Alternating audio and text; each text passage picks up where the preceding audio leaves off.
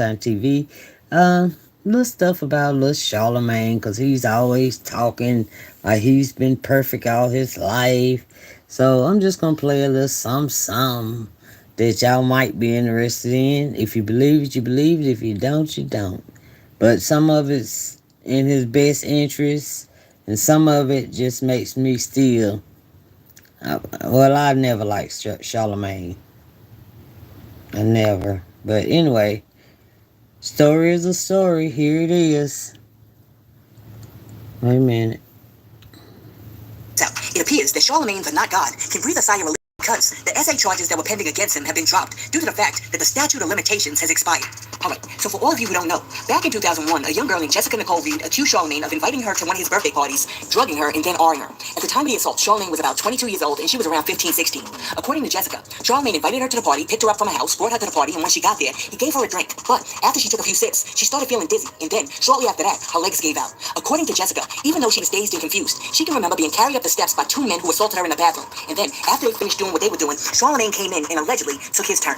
Now, after she came to, she allegedly remembered what happened and she tried to burn the whole place down. But Charlemagne and his friends stopped her. After the incident, Jessica called her mother to tell her what happened. Then her mother called the police. Jessica was then taken to Somerville Medical Center where she gave a police report to the authorities. But during that time, they decided not to press charges. Okay, so the other day the case was dismissed and officially closed, and Charlemagne is no longer at risk of being held criminally or civilly liable for the incident. It's also important to note that when Jessica Reed first gave her statement to the police in 2001, Charlemagne did in fact consensually give his DNA to the authorities, and when they ran the DNA, his DNA did not match the DNA that was found in her art kit. Alright, so after the news broke that Charlemagne the God is no longer on the hook for this essay, a whole bunch of people came in the comment section, and one person was like, I don't even like Charlemagne, but he literally gave his DNA and it wasn't a match. Do y'all read? And then somebody else was like, he gave his DNA and it wasn't a match. It wasn't him. So, why is this news? Alright, so apparently, none of y'all out there watch Forensic Files, because if you did watch Forensic Files, then you would know that just because they didn't find Charlemagne's DNA on her garments does not mean that he didn't do it. What this means is that they can't prove that he did it. And just so you know, those two things are two very different things. Now, it's also important to note that it is possible for somebody to get art without the artist leaving some transfer DNA on their body. So, just so you know for future reference, the presence of DNA is a very good indicator that some sort of contact took place, whereas the absence of DNA does not exclude the fact that contact took place. Alright, you got that? Because I think that's really important to know.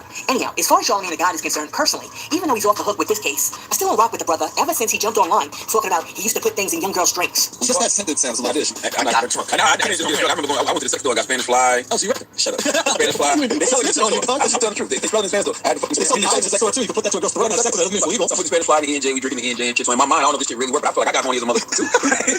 So she was drunk and shit, and we had sex and shit. And like a lot of my boys were trying to come in the room and I'm like, nah, she's like, okay, I'm not doing that. I'm not doing treatment. So this is one on one anyway. Yeah, so the next morning she wakes up and we talk about it. Listen, let me tell you something. I don't want you putting anything in my drink that I don't know about. I don't even care whether it's an ice cube, okay? Because the bottom line is, if I didn't consent to drinking it, I don't want it. And I know, somebody's gonna come in the comment section and be like, Source, that stuff, man, they sell it at the local bodega. Listen, you know what I have to say to that? I don't care whether it's those dusty behind glass bottles of ginseng root that they have sitting at the counter that have been sitting there for 10 years. If I didn't ask for it, if I don't want it, if I didn't consent to it, if I didn't tell you to do it, don't put anything in my drink. Not even a cube of sugar. Because the bottom line is this. If a woman really wants to cuff with you and she wants to give you that sugar, you don't have to put anything in her drink. You don't have to add any chemicals to make her more inebriated or lustful than she is. Because if she wants to give you the sugar, she'll give you the sugar. Listen, let me know in the comment section below. What do you think about Charlemagne and not God having his SA charges dropped 20-something years after the fact? Okay, so as you already know, Donald Trump won the presidential election, so number 45 will be returning to office as number 47.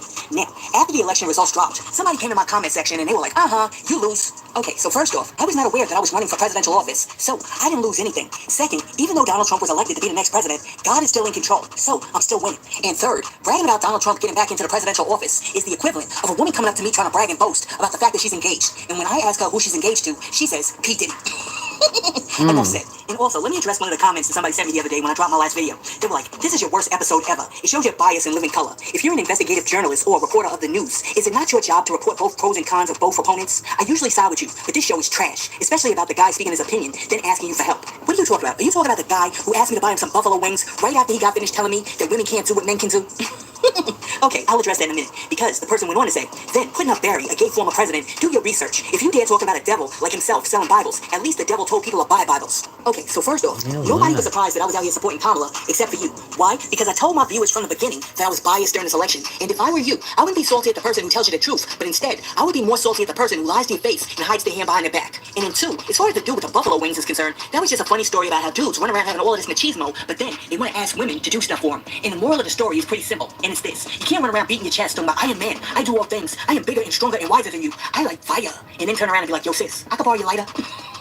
Those two things just don't go together. And to add to that story, not only did I buy the brother the buffalo wings, but when I went back into the store today after the election to get myself some more buffalo wings, the dude behind the counter gave me some free wings.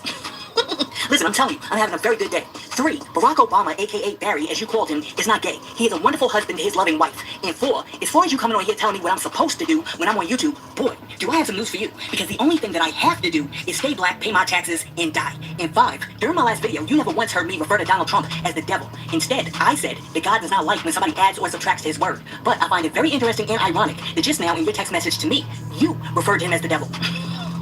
I'm just saying. That's Even though right. the election is officially over, the election is still a hot button topic. Because on the night of the election, after the poll results didn't all come in by like 1, 2 in the morning, Kamala Harris decided to call her event at Howard University and she decided not to give a speech. Now, the next day, Candace Owens jumped online and she was like, she really pulled the Hillary Clinton and is going to bed. Display of weakness uniquely demonstrated by female contenders.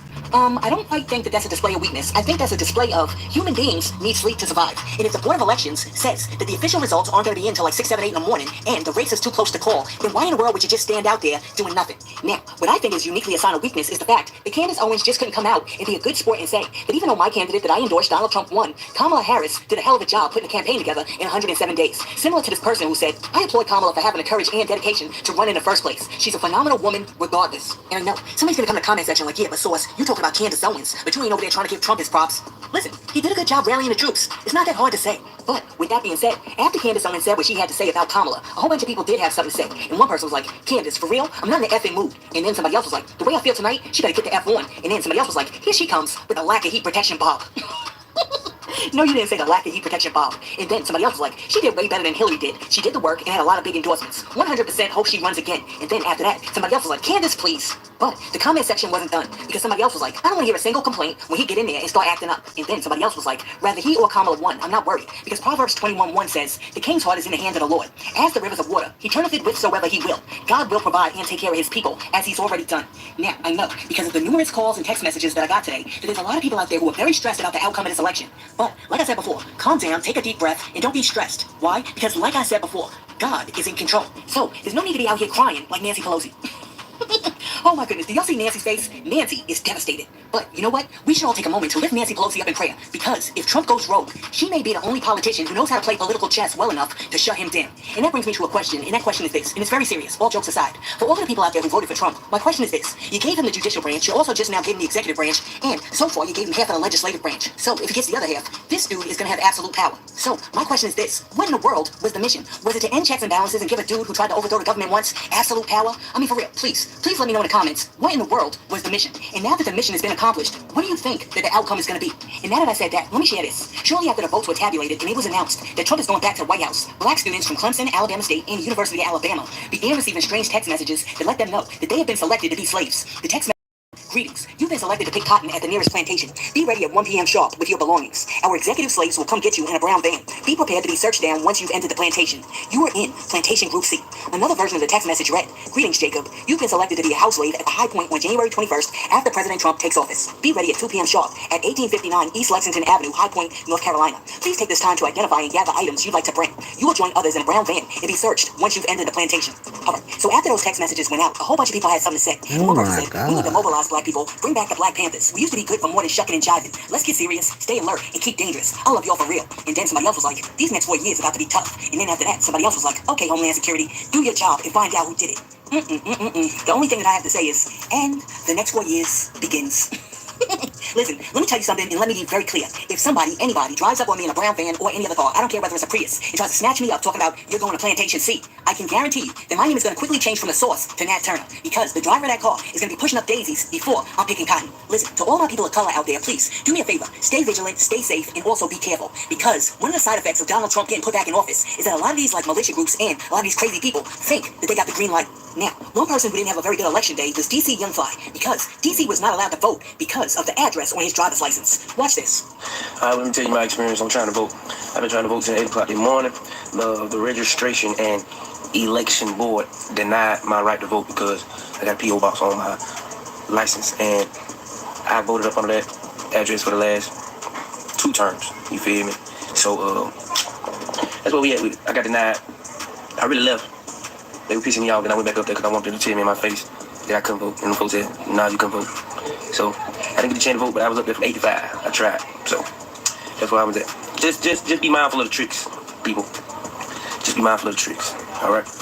Now, after DC Youngfly jumped online to share his voting experience, a whole bunch of people came in the comment section, and one person said, sorry, no excuse. There was plenty of time to at least check to see if you were registered to vote. And then somebody else was like, everyone explaining now, since people checking to see who voted. And then somebody else was like, I'm annoyed, because Ninja, why'd you wait until the day of to get all of that situated? Listen, let me say this. I feel for DC Youngfly, and I hate the fact that he didn't get to vote. But, with that being said, when it comes to black people voting, they've been playing the same game since 1776. So, why are you out here acting like they're playing new tricks? Come on, dude. Crispus Attucks could have told you that you needed to get that checked. Anyhow, let me know down below. What do you think about DC Youngfly jumping online to let everybody know that they didn't let him vote because of the P.O. box number that was on his license? Let me know down below. Was that his fault or was the man trying to keep him from voting? Now, check this out. The other day, TMZ caught up with Gayle King, and they asked Gayle, what do you think about Megan Thee Stallion lying straight to your face about sleeping with Tory Lanez? Check out what Gayle King had to say. The interview was a national stage, and then she admitted to lying on the national stage. Did that bother you at any point? That she admitted to lying? Listen, I thought Megan, it was the first time she was telling her story. And it bothered me that so many people didn't believe her story. You know, that bothered me. So I wanted to get from her firsthand. Why she said what she said to me is really on her. Listen, I still am nuts about her. I think she's been through a lot. And I can't wait to see her documentary. She was under the gun, and I thought undeservedly so.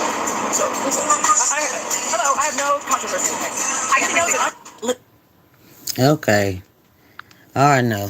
I know I put more in it than I thought I would put in there, but I would change the title. But Charlemagne was still up in there. And he still put the Spanish fly in people's drinks, allegedly. Okay. And the sauce, I love the sauce. Shout out to the sauce. Everybody go over there. I'm trying to tell you, I love this show. But y'all go over there and give her some love. I mean it, because she is the bomb. She is the bomb. She lay it down.